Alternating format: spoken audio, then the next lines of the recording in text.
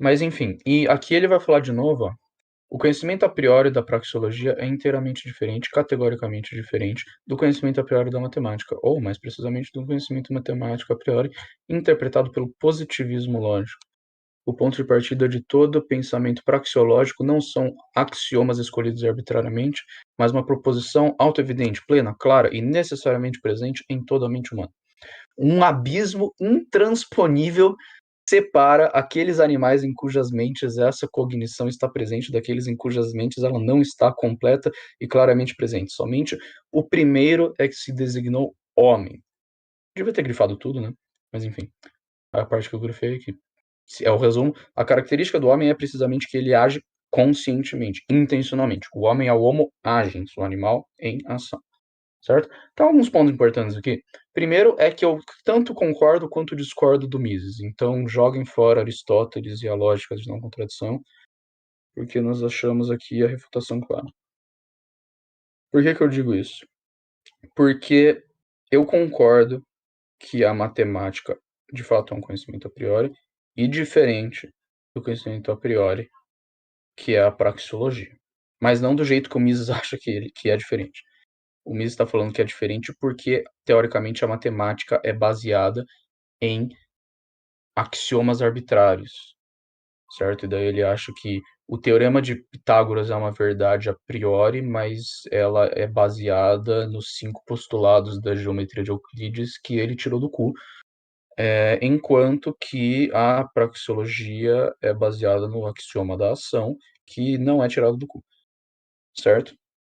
Eu concordo que há uma diferença porque, para mim, do jeito que eu entendo, não sou filósofo, devo estudar muito mais sobre filosofia da matemática nos anos a seguir, mas, pelo que eu vejo, se nós estamos falando em terminologia kantiana, eu vejo a matemática como um conhecimento analítico a priori. O que isso significa? Que tudo que a gente deriva está contido nas nossas definições. De fato, a gente primeiro define tudo que a gente tem que definir, e daí, a partir dessas definições, a gente prova tudo que a gente quer provar. Assim que funciona a matemática. O problema é que ele fala, como essas definições e esses axiomas que vocês começam tudo tirado do cu, então é diferente da praxeologia. Bom, eu vejo diferente. Como eu falei, eu não enxergo a matemática como sendo, por exemplo, se eu falo se A, então B. O Mises aqui, ele considera que o conhecimento matemático é o B. Que você partiu do A, que foi tirado do cu, e você chegou no B, e o B é o conhecimento a priori da matemática. Eu acho que o conhecimento da matemática não é o B. O conhecimento da matemática é a afirmação inteira. Se A, então B. Essa é a matemática. E nesse caso, de fato, é uma necessidade a priori. Porque você começou em A e usou a lógica para chegar em B. Não tem como ser diferente. Então, você não usou a experiência nem nada, então claramente é a priori. E como eu vejo, pelo menos, você partiu das definições e não saiu delas, então conhecimento analítico.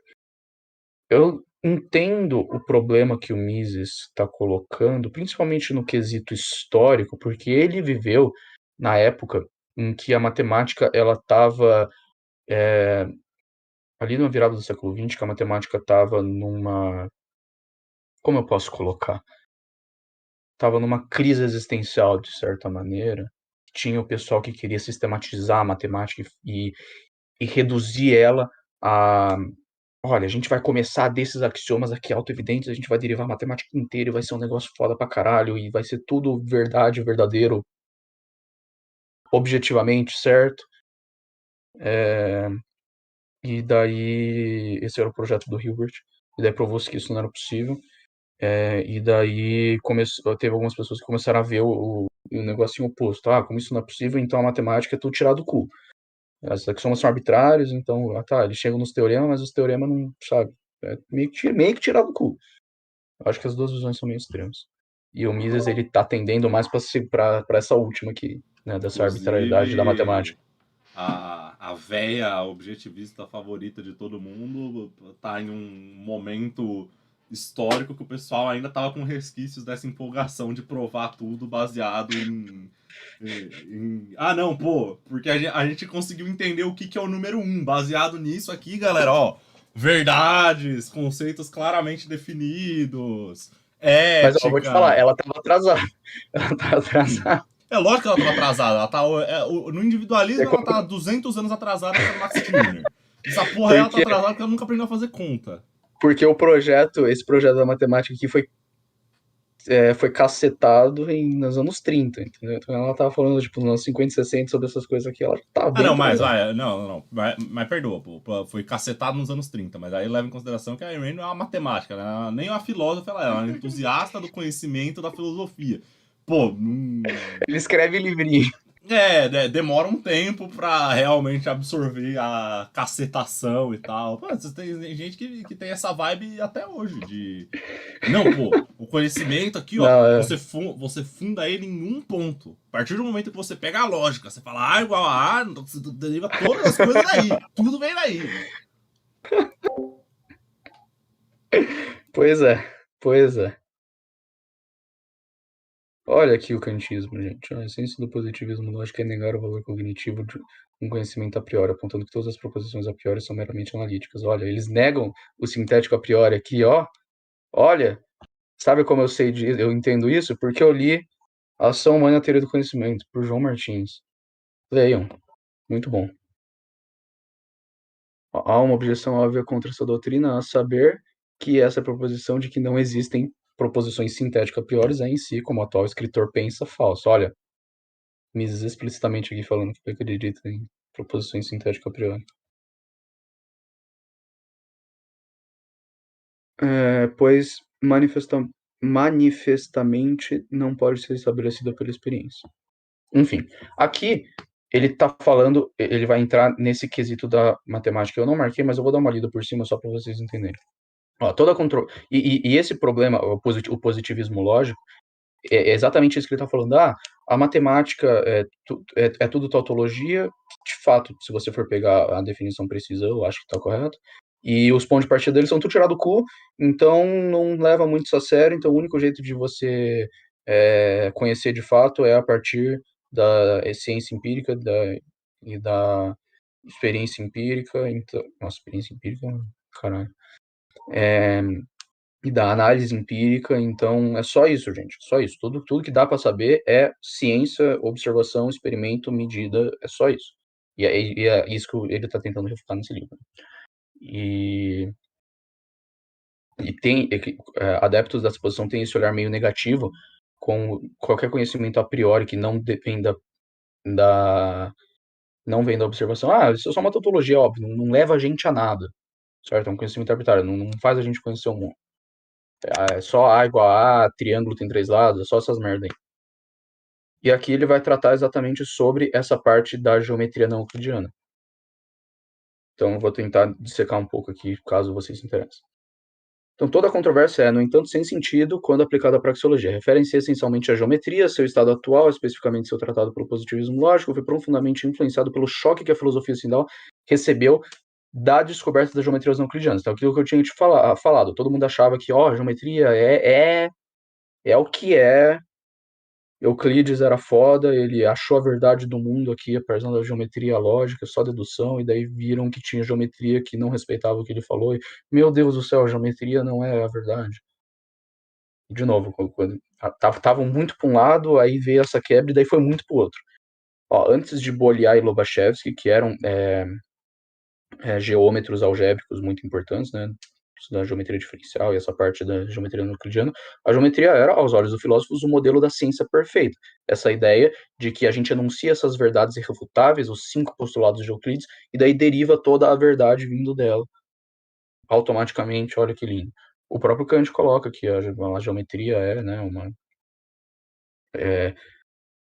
uma verdade sintética a priori, porque ela não vem da experiência, mas ela é a priori, porque os axiomas são verdades, não sei. Enfim.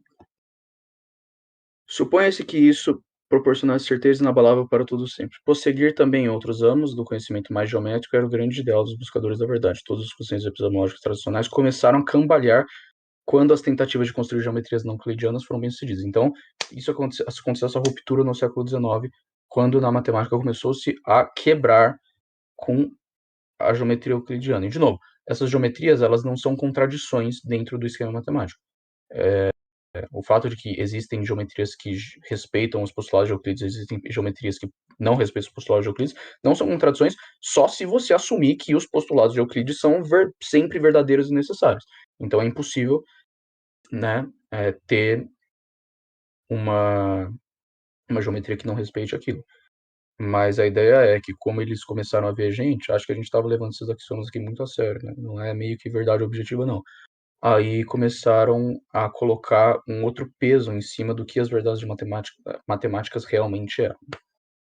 No entanto, a praxeologia não é geometria. É a pior de todas as superstições supor que as características epistemológicas de um ramo do conhecimento devam necessariamente ser aplicáveis a qualquer outro ramo. Então ele está falando, tá, mesmo que tenha esse problema na matemática, gente, a gente não está falando de matemática aqui, a gente está falando de ciência da ação humana, economia, praxeologia, vamos calmar um pouco. Ao lidar com a epistemologia da ciência da ação humana, não se deve seguir a geometria, a mecânica ou qualquer outra ciência. E a distinção que o Mises vai colocar, a justificativa disso, é que, gente, esse problema tem na matemática porque ele tiraram as coisas do cu lá, mas a gente não está tirando as coisas do cu aqui, então não vem com esse argumento. Que, de fato, esse problema não existe na economia, mas também acho que o Mises está jogando a matemática um pouco para lá.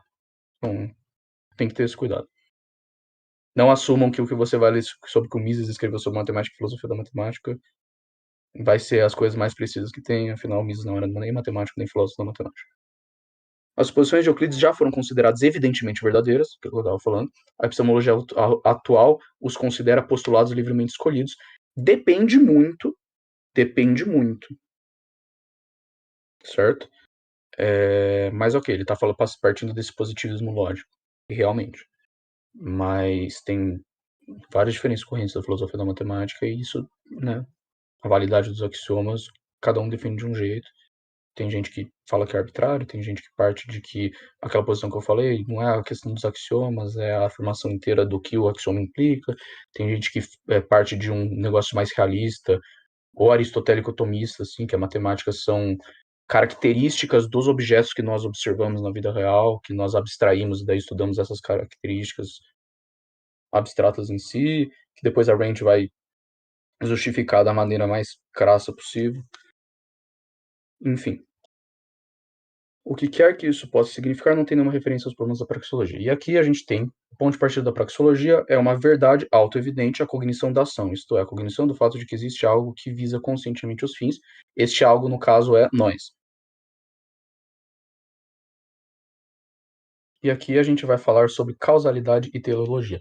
E talvez essa seja a parte que, se for